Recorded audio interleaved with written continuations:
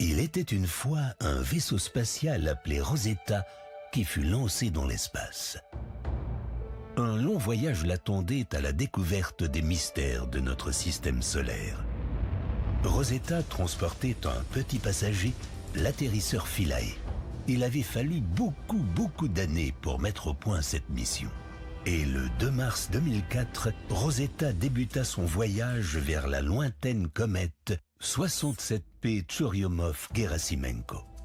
L'aventure de Rosetta et Philae a été inspirée par les histoires qu'ils avaient entendues de leur grand-père, Giotto.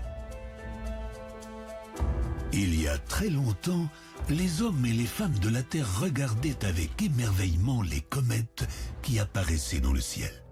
Quels étaient ces objets mystérieux? Certains pensaient qu'elles pourraient venir de la respiration de la Terre dans le ciel, mais personne n'en était sûr. Jusqu'au jour où un astronome danois nommé Tycho Brahe découvrit que les comètes passent très loin, beaucoup plus loin de la Terre que la Lune. Comment pourrions-nous en apprendre plus sur ces objets éloignés? En essayant d'aller plus près. S'approcher d'une comète était précisément ce que Rosetta et Philae comptaient faire. Mais avant cela, ils avaient encore beaucoup à faire. Ils écoutèrent attentivement les histoires que Giotto savait des vaisseaux spatiaux ayant déjà rencontré d'autres comètes. J'étais l'un des chanceux engins spatiaux à pouvoir voler tout près de la plus célèbre comète de toutes, la comète de Halley. La comète de Halley est très particulière. Elle porte le nom d'Edmond Halley, qui a découvert que beaucoup de comètes reviennent régulièrement vers notre ciel. Il a prédit que l'une de ces comètes reviendrait après 76 ans. Et elle est revenue. Maintes et maintes fois, la comète de Halley est revenue toujours à l'heure prévue. La dernière fois, en 1986, j'étais là. Avec un groupe d'amis d'autres pays, nous sommes allés accueillir cette comète légendaire. J'étais le plus courageux de tous et j'ai volé à moins de 600 km du noyau de la comète. C'était un endroit dangereux, mais la vue était incroyable et j'ai renvoyé des photos à la maison. Beaucoup d'autres engins sont partis à la recherche de comètes après nous. Comme votre cousine Stardust qui a volé près de la comète 81P Wild et a recueilli des particules de poussière de sa brillante queue pour les renvoyer à la maison pour qu'elles soient étudiées. Ou un autre de vos cousins, Deep Impact, qui a fait un cratère dans la comète 9P Temple pour voir ce qui se cache sous la surface. Stardust est passé à côté de cette comète quelques années plus tard pour regarder ce célèbre cratère. Nous avons appris beaucoup de choses sur les comètes, mais il reste encore beaucoup à découvrir. Les comètes détiennent de nombreux secrets sur les débuts de notre système solaire. Comment se sont formées les planètes? Comment l'eau est arrivée sur Terre?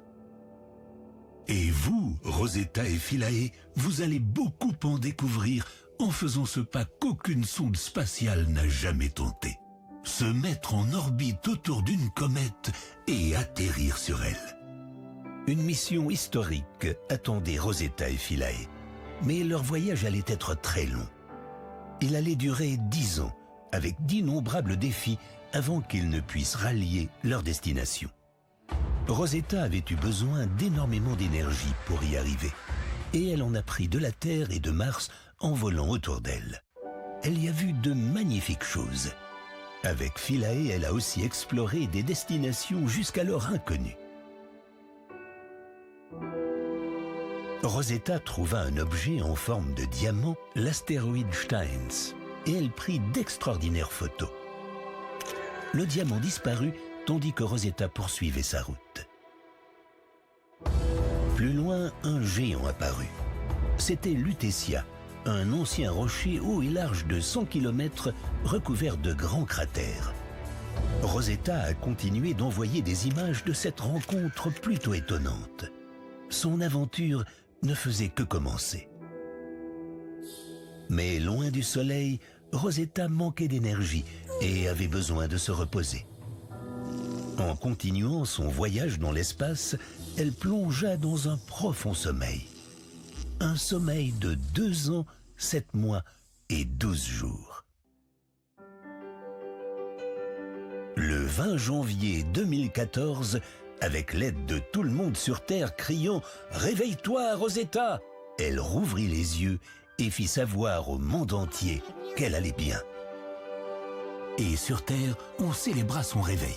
L'équipe de Rosetta s'est rapidement remise au travail, vérifiant son état de santé après ce long sommeil. Il y avait encore un long chemin à parcourir pour atteindre la comète, mais Rosetta avait beaucoup à faire. Il n'y avait pas de temps à perdre. Toutes les expériences qui ont été emportées à bord ont dû être réveillées, tout comme l'atterrisseur Philae. La route était encore longue avant d'atteindre la comète, et Philae était vraiment très impatient d'arriver. « Rosetta, quand est-ce qu'on arrive ? Quand est-ce qu'on arrive ?» En atteignant la comète, il pourrait tout découvrir sur sa surface et sur la poussière et le gaz autour d'elle. Et les scientifiques à la maison pourraient alors assembler toutes les pièces du puzzle pour apprendre beaucoup sur le fonctionnement des comètes. Quand est-ce qu'on arrive ? Mais il allait leur falloir encore quelques mois avant d'atteindre la comète 67P Churyumov-Gerasimenko. Longtemps, Rosetta pouvait voir la comète de loin, tout en se rapprochant de plus en plus. Mais il y avait encore de nombreux défis à relever. La route vers la comète était semée d'embûches et Rosetta dut effectuer des manœuvres difficiles. Pour ne pas dépasser la comète, elle a dû changer sa vitesse. Un faux mouvement et elle pouvait rater l'objectif. Il y avait 10 manœuvres à accomplir, mais Rosetta était déterminée. À chaque manœuvre effectuée, la comète se rapprochait de plus en plus. Rosetta n'avait jamais vu si merveilleux spectacle. Son objectif était proche, mais elle savait qu'une fois sur place, elle n'aurait plus une seule minute de repos. Rosetta et Philae doivent maintenant accomplir les tâches les plus importantes de leur vie. La mission passionnante de Rosetta était de suivre la comète pendant son voyage autour du Soleil. Elle apprendrait tout de la comète et particulièrement comment celle-ci évolue en se réchauffant, tandis que Philae atterrissait sur la surface. Mais plus elle se rapprochait, plus Rosetta se rendait compte que la comète était beaucoup plus complexe que ce qu'avaient observé les télescopes. Elle ressemblait à 2 comètes collées ensemble, et sous certains angles, sa forme était très étrange. C'était le début du mois d'août, et Rosetta dut changer de direction à plusieurs reprises pour se rapprocher de la comète. Plus elle se rapprochait de ce monde étrange, plus Rosetta découvrit des merveilles sur sa surface. Il y avait des cratères, des falaises et des rochers de la taille d'une maison. Rosetta a passé de nombreuses semaines à étudier la surface de la comète et a envoyé beaucoup d'informations vers la Terre. Elle a également commencé à analyser la poussière et le gaz autour de la comète. Mais il y avait toujours une question en suspens, où Philae allait atterrir. Aucun vaisseau spatial n'avait tenté d'atterrir en douceur sur une comète. Philae commençait à choisir ses endroits préférés sur la comète, mais Rosetta devait vérifier avec les experts à la maison. Ils ont réfléchi longuement et ont finalement trouvé le meilleur endroit pour l'atterrissage de Philae. Ensuite, Rosetta a dû planifier son itinéraire autour de la comète pour s'assurer que Philae allait atterrir au bon endroit. Il était temps pour Philae de se préparer pour sa grande aventure. Il a vérifié qu'il avait tout ce qu'il fallait pour se poser. Le moment que tout le monde attendait était enfin arrivé. Le 12 novembre 2014, Rosetta s'est positionnée pour s'assurer que Philae puisse atteindre son site d'atterrissage en toute sécurité. Philae et Rosetta étaient tristes de se séparer, mais aussi très exaltés parce qu'ils attendaient ce moment depuis très longtemps. Philae partit. La descente devait durer des heures, mais Philae voulait commencer ses mesures tout de suite. Il put bientôt voir la surface dans ses moindres détails. Et le moment dont il avait tant rêvé arrivait enfin. Il avait atteint la surface de la comète. Mais ses harpons ne se déclenchèrent pas. Après quelques minutes, Philae comprit qu'il ne pourrait pas souffler tout de suite. Il décolla à nouveau. Philae avait peur. Il risquait de voler et de dériver jusqu'à perdre la comète de vue, ce qui n'était pas prévu. Mais il redescendit à nouveau.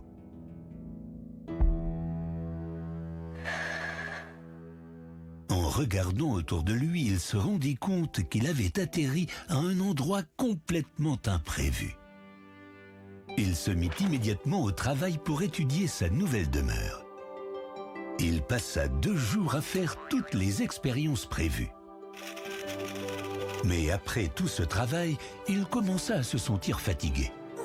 Il s'assura donc d'avoir retransmis à Rosetta toutes les données qu'il avait collectées. Quand le soleil se coucha sur Philae, il tomba dans un profond sommeil, rassuré d'avoir bien fait son travail.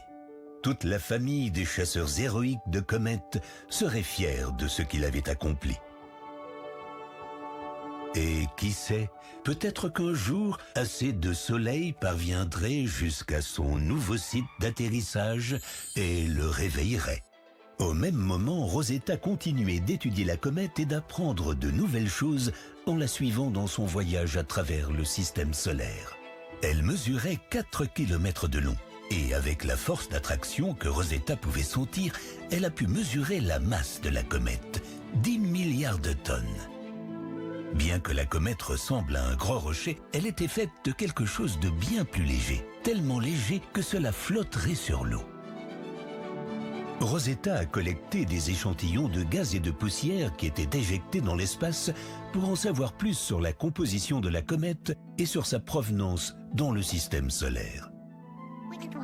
Une des questions les plus importantes à laquelle les scientifiques sur Terre voulaient répondre était d'où vient l'eau de la Terre?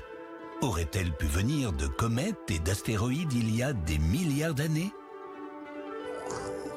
Rosetta était étonnée de découvrir que la vapeur d'eau qui s'échappait de sa comète avait un goût différent de l'eau des océans terrestres. Les scientifiques se demandaient ce que cela pourrait signifier pour leur théorie sur l'évolution du système solaire.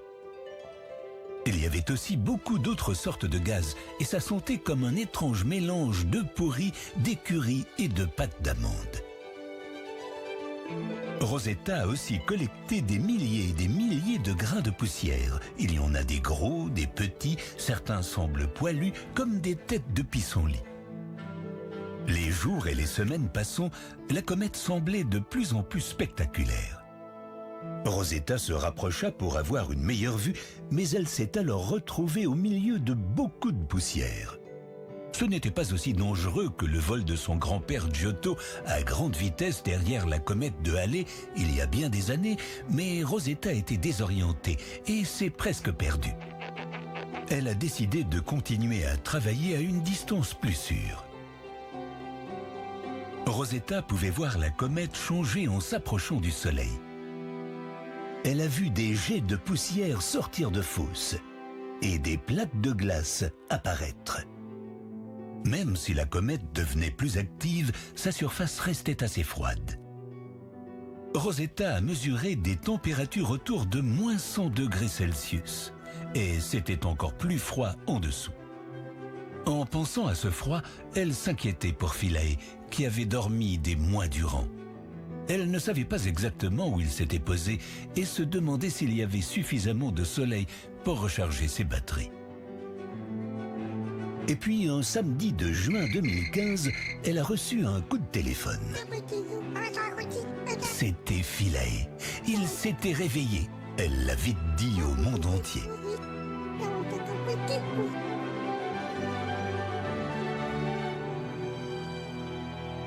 Rosetta voulait dire à Philae tout ce qui s'était passé pendant qu'il était endormi, toutes les découvertes incroyables qu'elle avait faites sur la comète, mais la connexion n'était pas très bonne. C'était très frustrant Et Rosetta a dû se déplacer pour essayer d'avoir une meilleure connexion. Finalement, Philae avait repris ses expériences sur la surface de la comète pendant que Rosetta l'étudiait de loin. Le 13 août, alors que la comète atteignait son point le plus proche du Soleil, Rosetta et Philae étaient très heureux de vivre cet événement unique. En suivant la comète, Rosetta a observé toujours plus de gaz et de poussière s'échapper de sa surface. Pendant cette phase, elle a dû garder ses distances, car la comète était très active et l'environnement très poussiéreux. Rosetta savait que les astronomes de la Terre observaient également la comète, et elle reçut leurs images qui montraient la comète vue de loin. Cela lui a permis de voir à quel point la queue de la comète était longue, plus de 10 millions de kilomètres. Rosetta a exploré certaines sections de la queue au cours d'excursions à plusieurs milliers de kilomètres du noyau. Elle y a étudié comment le flux de particules du Soleil pouvait affecter la comète. Même si Rosetta se trouvait loin de Philae, elle pensait souvent à lui, car elle n'avait pas eu de ses nouvelles depuis leur dernière approche du Soleil. Elle espérait qu'il avait lui aussi apprécié le spectacle au moment où la comète était la plus active. En repartant vers les confins du système solaire, la comète est devenue moins active. Rosetta pouvait à nouveau s'en approcher en toute sécurité. En survolant le lieu présumé de Philae, elle a essayé d'entendre ses signaux. Elle voulait lui parler des découvertes que les scientifiques avaient faites sur Terre grâce aux données qu'il avait réussi à collecter sur la comète. Les scientifiques ont compris que la surface de la comète était plus dure que prévu et qu'elle contenait de nombreux ingrédients, y compris des molécules complexes pouvant être essentielles à la vie sur Terre. Même si Rosetta n'arrivait pas à voir ni à entendre Philae, elle a essayé de le contacter au cas où il l'aurait écouté. Malheureusement, ils n'ont jamais réussi à entrer en contact. Peut-être Philae s'était-il à nouveau endormi, ou alors sa radio était hors d'usage. Rosetta était quand même fière de lui. Après tout, il avait accompli d'importantes tâches sur la comète, et il devait être très fatigué. Rosetta a elle aussi fait des découvertes extraordinaires. Elle a trouvé des blocs d'eau glacée à la surface de la comète et a observé comment la glace, chauffée par le soleil durant le jour, se transformait en gaz pour s'échapper dans l'espace alors que de la glace se reformait chaque nuit. Outre de l'eau, Rosetta a trouvé d'autres molécules en étudiant l'atmosphère de la comète, y compris beaucoup d'oxygène. Cela n'a pas manqué d'étonner les scientifiques. Ils pensaient que la plupart de l'oxygène aurait interagi avec d'autres atomes. Le gaz aurait pu être piégé dans la glace lors de la formation de la comète 4,6 milliards d'années plus tôt. Les scientifiques étaient enthousiasmés par cette découverte et sa signification dans l'histoire du système solaire. En étudiant attentivement les photos envoyées par Rosetta, ils ont aussi compris d'où provenait la curieuse forme de la comète. Deux petites comètes se sont probablement percutées il y a plusieurs milliards d'années. Les scientifiques se sont toujours demandé à quoi pouvait ressembler l'intérieur d'une comète. Pour le savoir, ils ont étudié les ondes radio échangées par Rosetta et Philae à travers la comète. Ils ont également mesuré les variations des signaux renvoyés par Rosetta sur Terre alors que la gravité de la comète affectait la sonde spatiale. Ces expériences ont démontré que sous sa surface, la comète possédait des cavités inférieures à une centaine de mètres. Autour, sa composition comportait des amas plus ou moins denses de poussière et de grains de glace. La comète était donc poreuse et légère sous sa surface dure.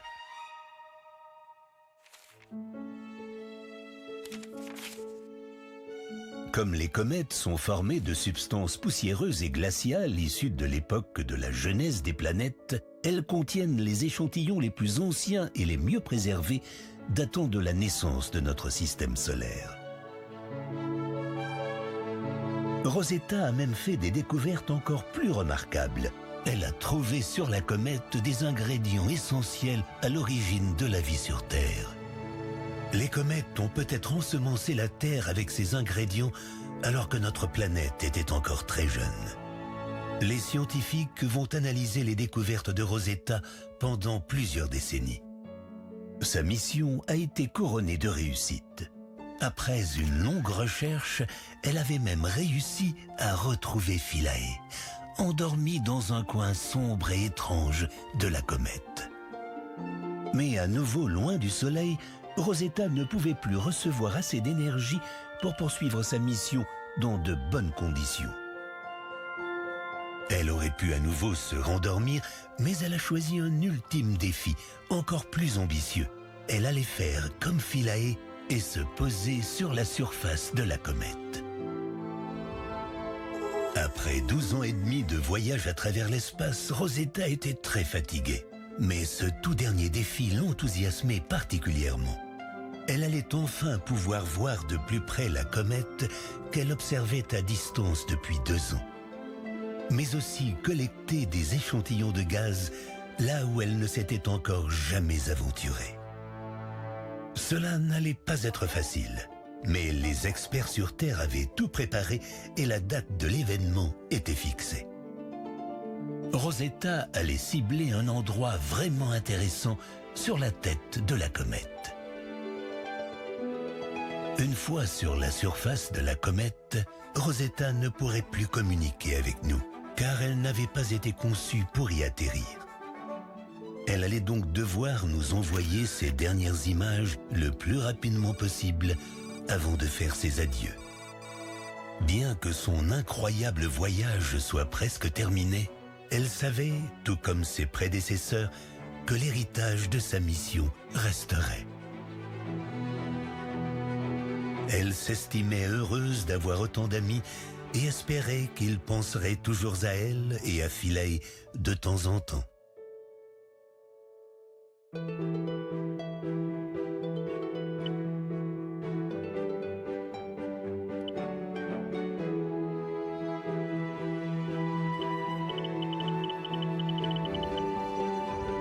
Finalement, après 786 jours près de la comète, le dernier jour de son aventure extraordinaire était arrivé. Le 30 septembre 2016, Rosetta a entamé sa descente vers la surface de la comète. Elle en a profité pour faire des mesures uniques et prendre des photos rapprochées de la comète qui permettront d'autres découvertes scientifiques avant de se poser à la surface pour un repos bien mérité.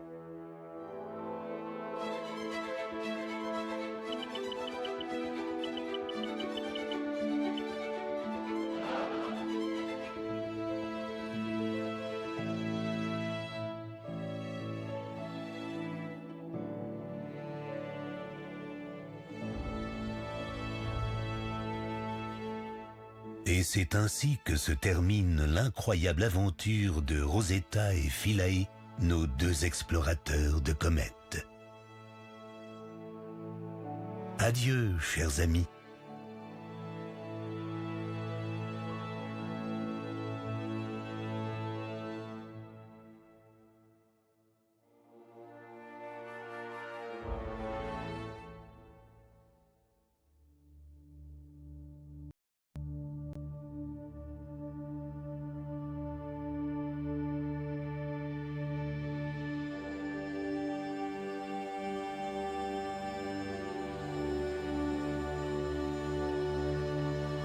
Ils sont là.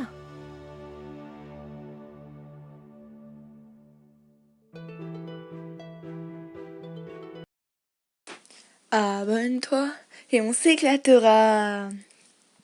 Active la cloche qui sonne pour rater aucune de nos vidéos et partage-la.